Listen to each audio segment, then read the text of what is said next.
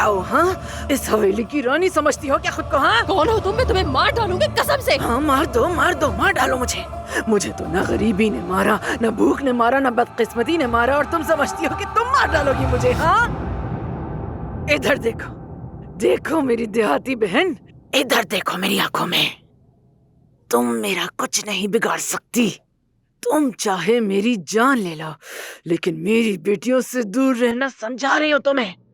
मेरी बेटी को दोबारा धमकी देने की जरूरत भी ना करना, क्योंकि मेरी और मेरी बेटियों के बीच जो भी आता है मैं उसे कच्चा चबा जाती हूँ, छोड़ती नहीं हूँ उसे। दूर रहना मेरी बेटियों से।